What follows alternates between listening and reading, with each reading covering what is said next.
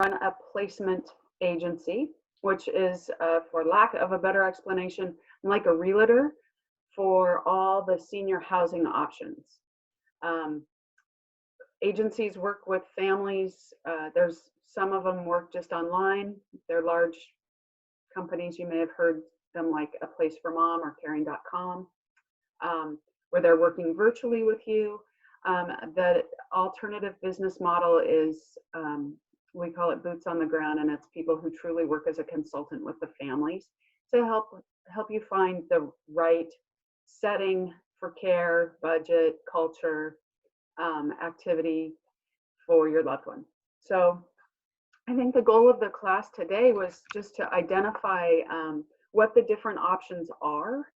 And I am including some price ranges, but I need to, the disclaimer on that is that that is really specific to the Portland, Oregon market. So I don't know where everyone is from. And certain semantics are specific to Oregon, and I'll try to elaborate on those if there are differences that are recognized if you're crossing state lines, you're helping a loved one in Arizona or Timbuktu, how to learn some of the semantics that go along with the industry. So I invite questions along the way. So if you have any questions at all, jump into the chat box and Jasmine will bring them up to me. All right, I'm going to get started then.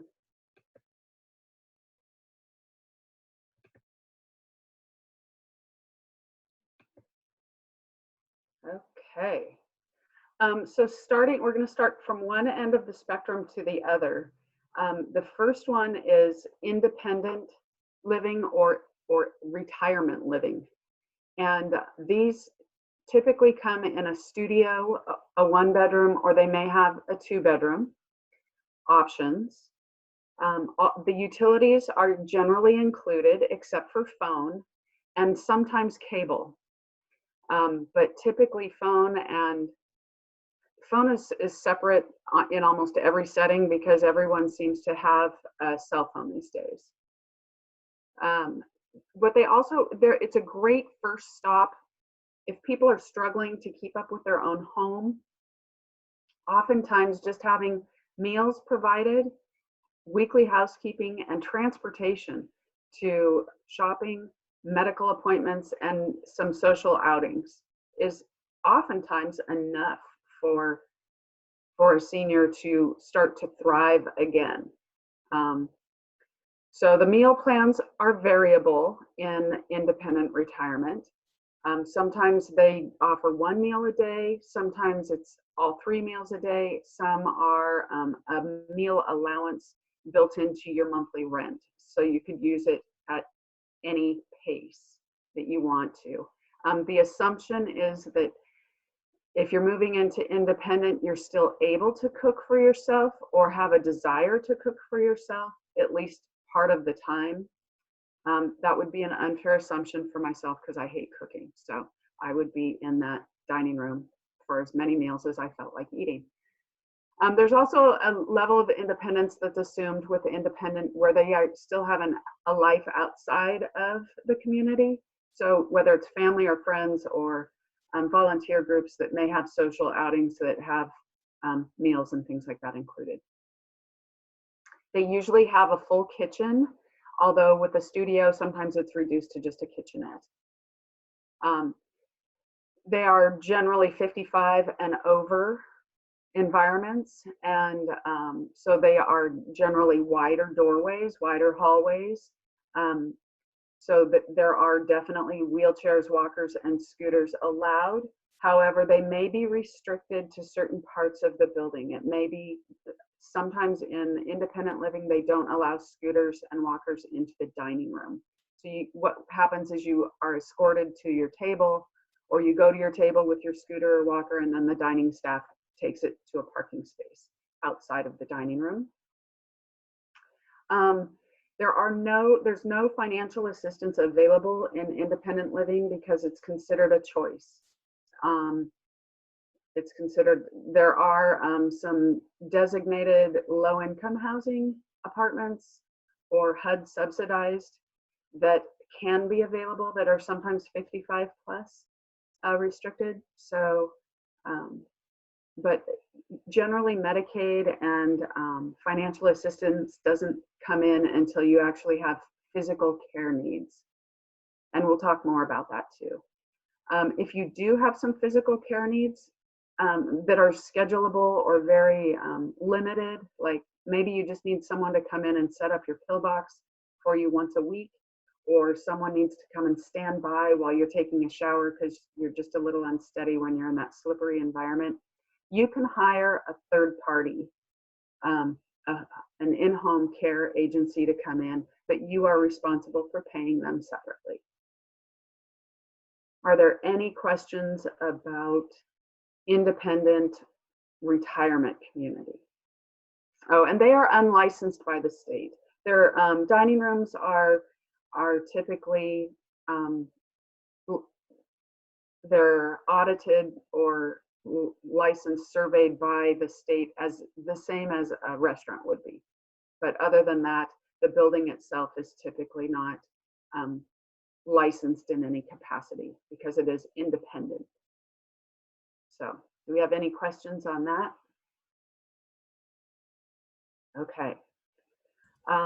The next, so from there, people need, sorry, thought I turned that off. I had a quick question. Yeah. So independent, are you speaking more along the lines of a 55 plus versus a CCRC? It could fall into either of those categories. So, a lot of CCRCs are regulated by the Department of Insurance. CCRC is a completely different setting. A CCRC is called a continuing care retirement community. It's a federal designation, and it's monitored by, like you said, insurance. It's monitored by, it has a lot of monitoring. You have to come in independent, and then you can go through, you graduate through all the stages of care. So that into assisted, skilled nursing, memory care if necessary. It's a completely different animal. You buy in. It's essentially going through a whole life insurance policy assessment and a mortgage assessment when you enter a CCRC. They agree to take you on once you're approved. They've assessed your assets and they're happy with what you have to offer. Then you are able to move in and they agree to keep you through till death. And then they all have different contracts, but a certain percent of whatever is left over of the initial buy-in amount is returned to your estate. Does that kind of answer the question? Yep. And a 55 plus apartment is different. It's just that they typically don't have a central dining room, transportation, group outings, or housekeeping. So that's kind of the difference between just a regular 55 plus apartment versus an independent retirement community. Is that housekeeping, central dining room, and transportation. All right. So now we're going to move to assisted living.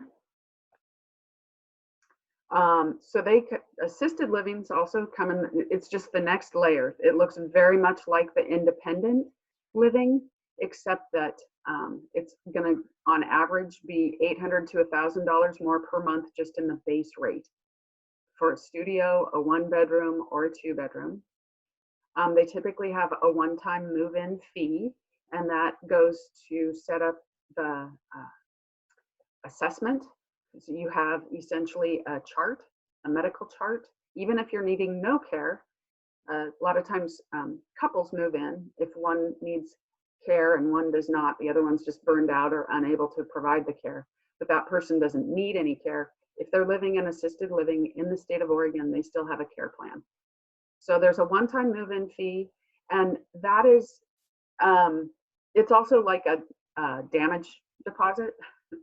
They use it to paint and replace carpets and surfaces in between residents. They have, in the state of Oregon, all 3 meals are required to be included in the rent.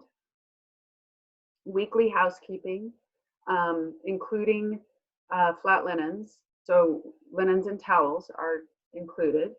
The bathroom must be ADA compliant. It's a full bathroom, not shared with any other residents. Every apartment, again, it's an apartment. And then the scope of what their care capabilities are can adjust by the community's policies. So the state of Oregon requires that they have a nurse on site for, in Oregon, it's only 20 hours a week. It is going up next year to 40. But they have to be on call 24/7, and there has to be care staff on site 24/7. Most of the services that they accommodate in general. So in the state of Oregon, the state sets the minimum bar, and then each assisted living community can adjust how much more they want to be providing. So medication management, healthcare monitoring. So if you need your blood pressure and weights monitored daily or weekly, that can be accommodated. They can modify special diets. They can assist with dressing, bathing, toileting, management of incontinence, transferring. So if you need help getting in and out of your bed, in and out of your chair, on and off the commode, into and out of a wheelchair, or sometimes people just need a boost up, and once they're in their walker, they can cruise. Whatever they need. So there's typically sort of 2 levels of care in assisted living. There's the scheduled care, schedulable, such as showers, medication management, dressing. And then there's on-call services that are added. And so there's always a button or a pendant or a wrist monitoring system, a call light system to be able to get that care on demand. In Oregon, they work with the long-term care insurance. Some have contracts with Medicaid. Medicaid is the welfare system for housing when you are out of money. So if you outlive all of your assets, then, and the state of Oregon is pretty generous when it comes to Medicaid in the assisted living and long-term care environments. We have some very nice options here, and we've got a fabulous PACE program, which is a program of all-inclusive care for the elderly. That's a national certification as well. Will you make these slides available to print? There is a handout. Yeah, if you registered, and Jasmine can address this too. Okay. But yeah, if you put your email address in the chat box, one of us can get it to you. So this is Jasmine. If you didn't receive a handout in your email, just hang tight till after this course is over, and I'll go ahead and resend it to everyone here.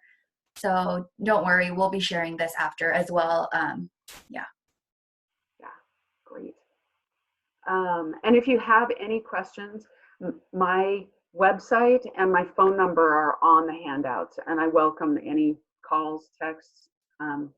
There's a contact page through the website to reach me as well.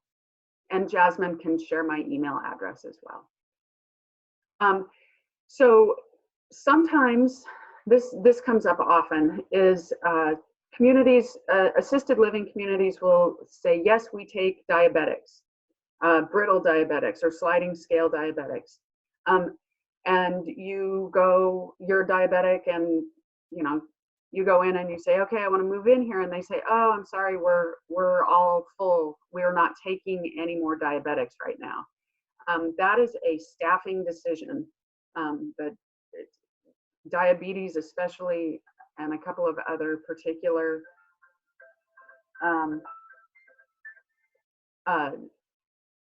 situations are very, like wound care, two-person transfers. Those are all very high level of care needs, and so they typically will limit how many they can accommodate at a time in their building. So I think it's important to work with people like myself, because we know who has the capacity most of the time for things that, for high care needs. An interesting study is that if you take out dementia care, about 97% of people can live through to end of life in assisted living. Most of the places, and I'm speaking to Oregon specifically, but I know that other states are not far behind us as well, that once you move, you can get settled in, and that your care just changes as you change, and you get to, have your last chapter of life in a familiar area with a network of people. All right, so the next section is called residential care living, and it's similar to assisted living, but it's a little more flexible. It's more of the laws around it that are different than the actual setting. So it typically has studios and 1-bedrooms. It can be anywhere from 6 people to 100. It could be 100 people. Most of them are smaller here. 6 people to maybe 60 people. They also have the same requirements for nursing and staff, so 24/7 awake staff. They can often handle more challenging care needs because it's typically a smaller environment. It's a more care-focused environment versus a social environment. Assisted living works really hard to accommodate the social and cultural needs of each of its residents. And some people compare it to living on a cruise ship. And some of those settings, I can see why they think that. But let's see, moving along. So I talked about dementia just a little bit. And so a secured memory care is when someone is not safe behind a closed door for 2 hours, or doesn't know how to use the call button for help if they needed it. If they are exit seeking, so they might, wander out into the street or wander away from the building and not know how to find their way back. These are situations that would require a secured memory care environment. People with dementia of all kinds, frontal lobe, Alzheimer's is the most common, but there's vascular, Lewy bodies. There's over 70 different recognized types of dementia. The care and staffing in a secured memory care environment is different. They require additional training in how to care for people with dementia, how to approach them, how to work with the behaviors that are often associated with those diagnoses. The ratio of caregivers to resident is much higher. So there are a lot more caregivers available. And there's, again, the nurse, there's always a nurse on on call 24/7. They're typically on site at least 40 hours a week. Good memory care communities have a nurse on site 7 days. They often will have 1.5 full-time, so that there's always a nurse on the premises. Again, it's an unpredictable environment, so keeping good staff is important. They also will work with long-term care insurance, have Some have Medicaid contracts. 3 meals a day, all included. Housekeeping, linen. In memory care, typically personal laundry is also included. Oftentimes the furniture is included. I have several family members that have had dementia and currently have dementia. And when we have gotten to the point where they needed to be moved, I am a firm believer that it's easier on them if you can move some of their familiar furniture in to their room. It's typically a room, oftentimes shared, but into their space. If you occupy it with things that are familiar to them, their favorite chair, if there's a favorite or familiar throw blanket, pictures, lots of pictures, the things that make you comfortable when you walk into your own home. What makes you feel this is my home? So even when someone is at a point of needing secured memory care, those are things that are comforting. So do we have any questions at this point? I kind of glazed over the pricing on things. Memory care is definitely the most costly. You know, it's a shared room will start at $4,800 in Oregon and go up. Private rooms they start over $6,000 and go up to $10,000. Usually a one-time move-in fee, also to cover, you know, damage and the setup of the medical chart. There is a level of assumption in memory care that, you know, just like the level of assumption in independent retirement is that you still have a life outside of the community and you're still wanting to engage in things like cooking. There's a level of assumption with secured memory care that you are not able to make decisions for yourself and that you are not safety aware and that you need queuing for just about everything. So,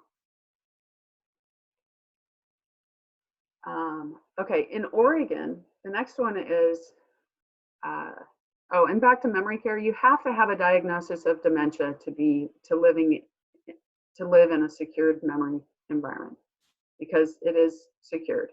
There is a code or a card that is necessary to get in and out of that section of the building or in and out of that building. Skilled nursing or a nursing home, old school nursing home, people think of when they think of, oh, I'm going to the home. That would be skilled nursing. Skilled nursing is where you go when you need rehabilitation after an illness or a surgery. If you end up having to stay there long term after the rehab, it changes its name. It's exactly the same setting, but it changes its name to intermediate care. Crazy, don't know why, but skilled nursing is often referred to as a SNF, and intermediate care is an ICF. SNF is typically covered by insurance, either Medicare, typically Medicare, and depending on your plan, then it will roll into private pay unless you are destitute, and then you need to be on Medicaid, and Medicaid does pay for ICF care. In Oregon, some of the few circumstances that would require you to live in an ICF versus any other setting would be certain types of tube feeding, like a nasal tube, or actually most of our assisted livings will even do a JPEG, you know, when the feeding tube is directly into your stomach. A lot of the residential care facilities can handle that. But any ongoing IV therapies, any ongoing bolus type of feeding tubes, and certain catheterizations require the ICF level of placement. It's a daily rate, and the daily rate in a shared room is in Oregon, it's $225 to $400. Most of them in Oregon are 2-bed shared rooms, and it's like $375 a day is kind of the average. If there are private rooms available, they run around $600 per day, and that is without physical therapy, occupational therapy, no therapies included. So they do all your laundry. I would not ever recommend taking nice things because they have to wash them in the hottest water. You know, they're commercially done. And I also warn my clients when they're moving into any setting that if they're going to have the housekeeping do their personal laundry, to not take delicates.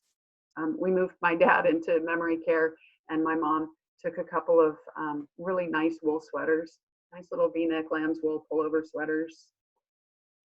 They did the laundry once and they came out that fit for a 3rd grader. So yeah, typically the family does personal laundry in these settings, but it's available if you don't want to do them. And then I highly encourage fleece and sweats, t-shirts, comfortable clothes. Adult care homes. So in Oregon, we were the founding state for adult care homes. Adult care homes come in, they get licensed by the state. They are monitored by each county, however. They come in 3 levels, level 1, level 2, or level 3. Level 1 is essentially room and board. And the provider, we call them providers, can remind the residents of things that they need. You know, don't forget to take your medication. Don't forget to take a shower today. But it's essentially room and board. It's a family type house. There's a maximum of five residents to 1 and sometimes 2 caregivers. So the ratio of supervision is very high. Typically they're owned by a family. The family lives in one part of the house, and then another part of the house has been remodeled into a care home setting. They do all of the meals, snacks, all the utilities are included, housekeeping, personal laundry. Yeah, level 2 is essentially equivalent to assisted living. They can assist with people that need dressing, bathing, toileting, any behavior management, transferring, feeding. It's a very intimate environment for high care need people who want a low stimulation environment. They don't want to be on the bus going out for field trips. They don't care about playing bingo. They don't care about taking a watercolor class. They don't care about playing bridge. They're happy just to, my grandmother was perfect. She lived in retirement community. And for example, when she got to a point at age 96 that she was falling and she needed more assistance than what we could provide to her, I moved her into an adult care home just literally down the street from me. She had her own private room, her own private half bathroom, so toilet and sink. They stood by. They had a wonderful shower room that's barrier free, so you just go in, nothing to step over. It was heated floors. They would get it all nice and toasty in there, and then she'd come in and shower. They just stood by. She just needed a little help with her back, make sure she got all the shampoo out of the back of her hair, and then and then helped her dry off and stuff. But she was perfect for that, because in the once she could not see well enough to play bridge competitively, she completely withdrew, and all she cared about was watching golf and doing her crossword puzzles in giant print. So that's what she did. And she had great food and wonderful supervision. So when gravity was her enemy and she was falling every time she tried to get up, then there was someone there that could come in and make sure that she was not hurt and also help her get up. They learned to anticipate her routine, which was wonderful. When you only have 5 people that you're essentially living with and caring for, it's a very, very intimate environment, and it's just one of the best options for people, as long as they're ready to not be super social. They still do things. They do little exercises, and they watch movies together, and they do some normal activities, things that if you think about this during this COVID quarantine time, some of the activities that you do with your own families in your own home, it's pretty limited. It's not like going out shopping and hanging out at the bar. So there are some that take Medicaid. And let's see, there is a new program in Oregon. Actually, it started a couple years ago, that is for level 3 care homes. And they are trying to move people who are on Medicaid out of the ICF setting. In Oregon, as taxpayers, we pay between $10,000 and $12,000 a month per person in ICF that is on Medicaid. So they contracted with the level 3 care homes. They require them to have 2 caregivers on site at all times. That's for 5 residents. And they move people out of this ICF setting into the level 3 adult care home setting, and they pay those providers $8,000 a month, which is great. It's great for everybody. It's great for taxpayers. It's great for the residents because they're getting a better average caregiver. It's 1 person to 2.5 residents, whereas in the ICF, it's roughly 1 to 12. And so everyone's winning. And the care homes are getting residents that they can take care of too. So, any questions about adult care homes?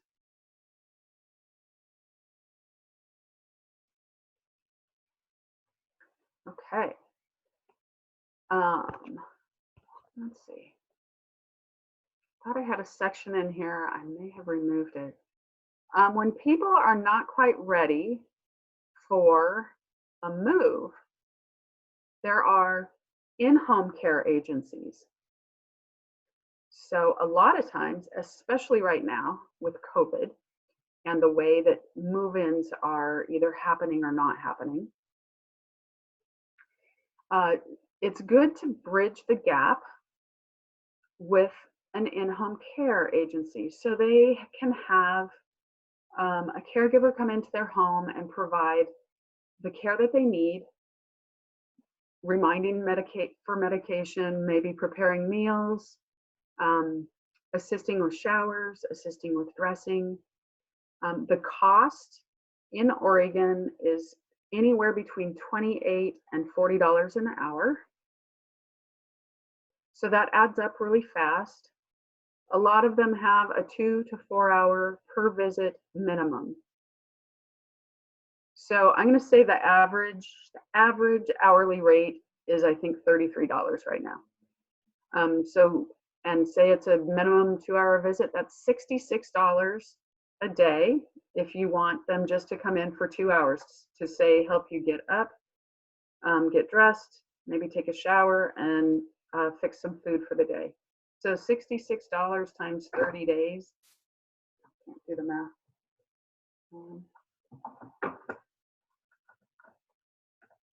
Is, $1,980 a month. And that's just so you better plan your fall or your needs during that 2 hour time frame. I don't recommend it for people who really need a lot of supervision, but it is wonderful for a stopgap while we're trying to find the right setting for someone who is in crisis and needs help. Or a spouse is the caregiver, but they need to be able to go shopping. They need to leave the house and it's not safe for a period of time.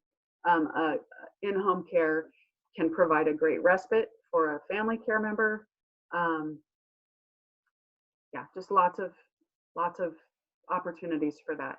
There's a difference between home health and in-home care. Home health is what your doctor orders for you after you've had an injury or an illness, and oftentimes you've gone to rehab, or maybe you've just gone to the hospital, you skipped rehab, you came home. Home health is going to follow you. It's typically a nurse. It can also include physical therapy, occupational therapy. It's paid for by Medicare, your insurance. That covers those services, and they come to you. And I think that's consistent in every state. I believe that's a part of the Medicare benefits. The home health will also follow you if you live in assisted living, or if you live in independent living, or if you live in a memory care. If you had an injury or an illness and you qualify for those services, they will come to you. Physical therapy, outpatient physical therapy, occupational therapy, speech therapy, and home health. Oftentimes home health is a nurse coming to change bandages on a wound, whether it's a post-surgical wound or a wound that you acquired on your own. Hey, Jen. So Yes. we have a question. Jessica's asking, are there resources online that can speak to these available services by state? Is there some? There should be. That's a good follow-up question. I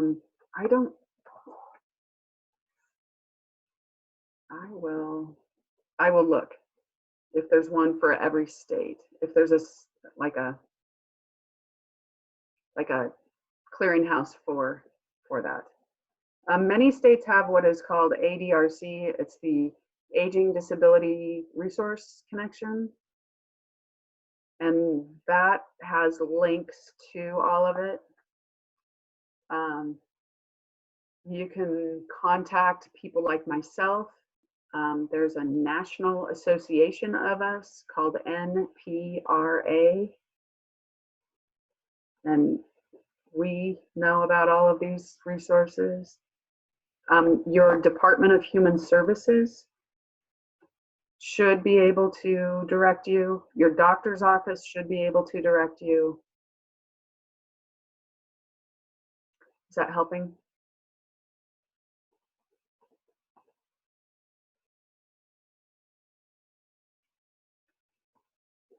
Jasmine, are there other questions? You're muted.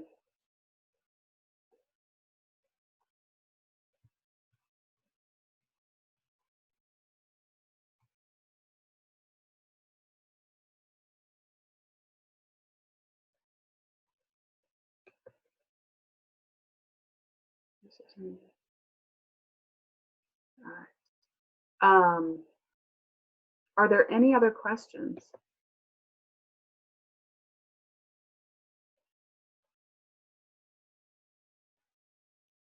It was kind of the fast and furious of what the landscape looks like from one end of the spectrum to the next.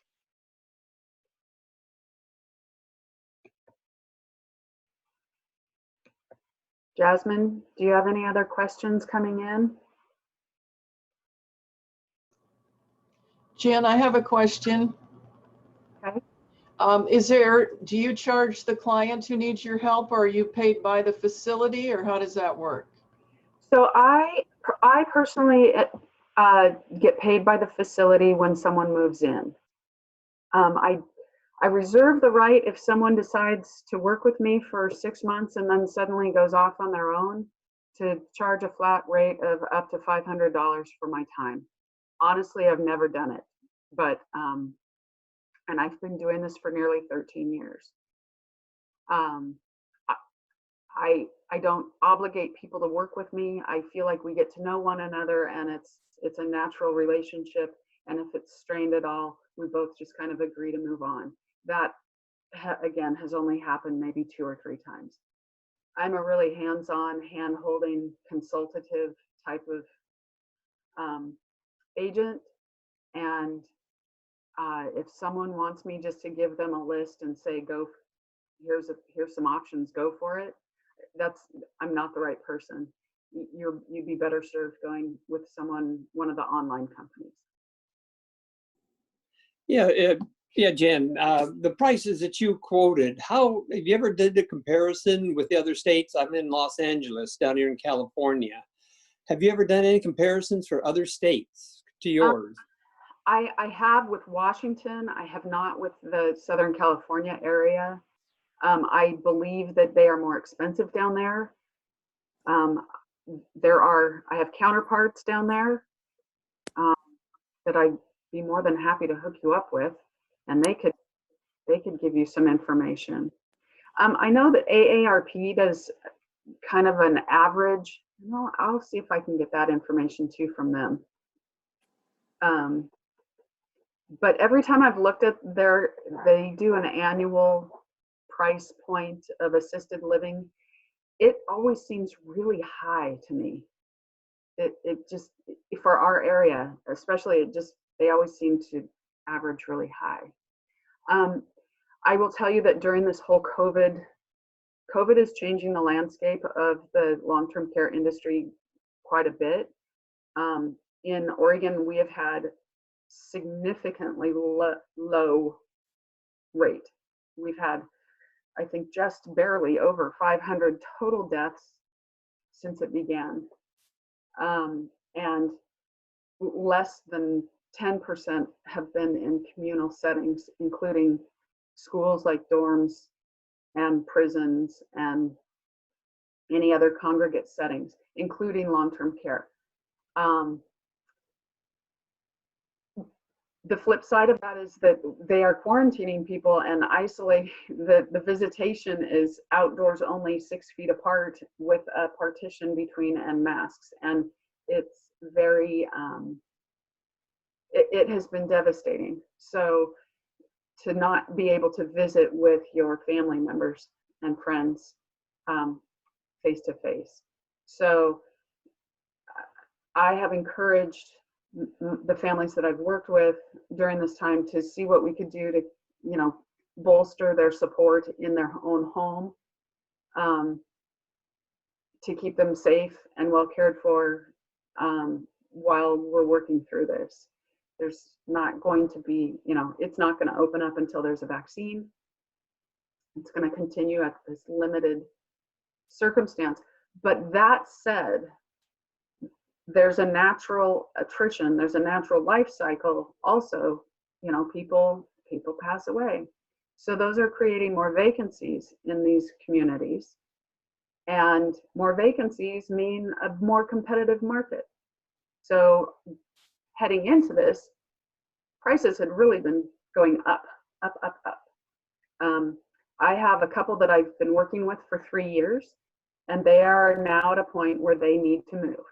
So about 2 weeks ago, we finally settled in on a place. We've been looking, they identified where they wanted to go. And they'd narrowed it down to 2 places. The 2 places one offered a $4,000 discount on their move-in fees. The other one offered $10,000. $10,000, and they're moving into 2 different apartments because their needs are a little bit different. So they each got $10,000 off their rent for the first year. They can take $1,000 a month for 10 months or $2,500 off their move-in fee, and then anyway, $750 off for 10 more months. It's been the incentives to get people in have been amazing. So I think we'll see more of that in the immediate future, which makes it not so bad to have to move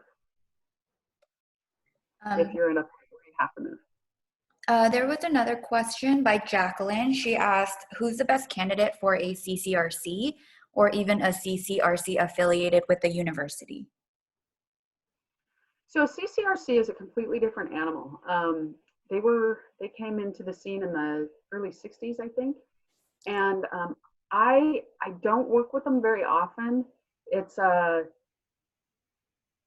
generally, it's a long-term sale. I mean, people say, okay, we've got a couple of really beautiful ones. One just down the street from me is primarily Catholic. And people that move in there have had their eye on it for years. They've had a deposit down for a couple of years before they ever move in, but they've been scouting it out, and they know that's the lifestyle that they want. They know that once they move in there, they don't ever want to have to worry about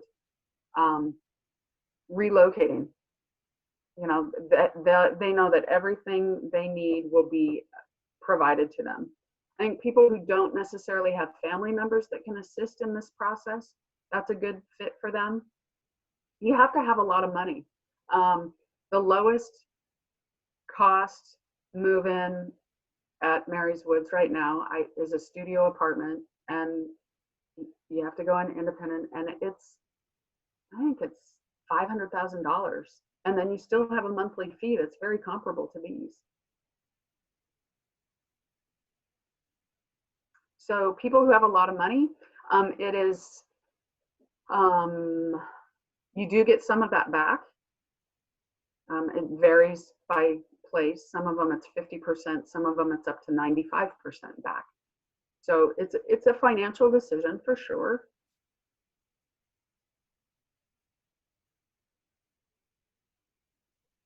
People do move out. I actually had a couple move out because all of their kids moved to the East Coast.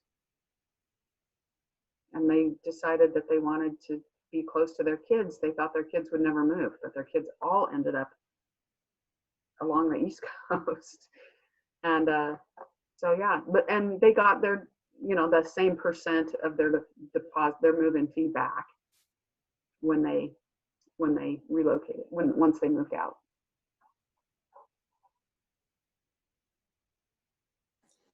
Yeah, Jen, I have a question. On your chart that you have up on the screen, I've been taking screenshots so I can keep them on the iPad. Somehow I missed page 5. Could you go to that real quick so I can take a picture?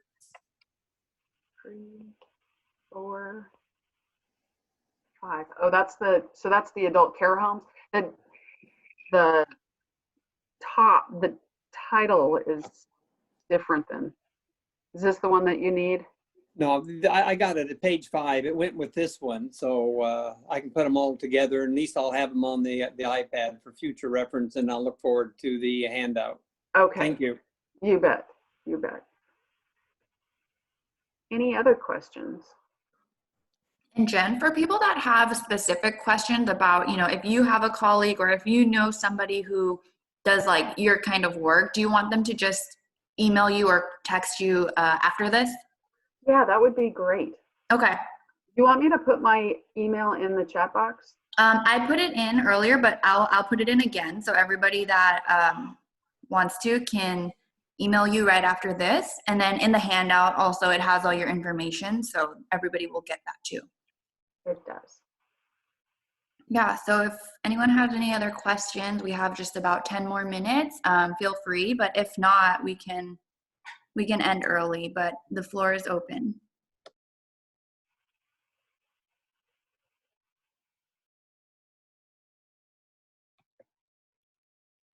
Ooh, maybe I should keep sharing.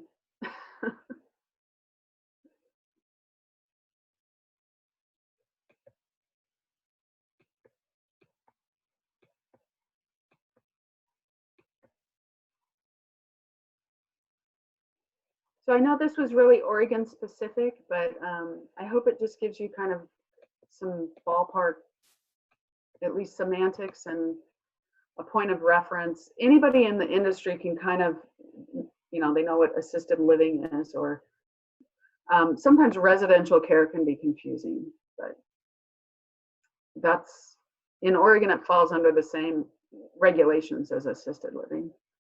And most memory cares are actually licensed as residential care facilities with a memory care endorsement.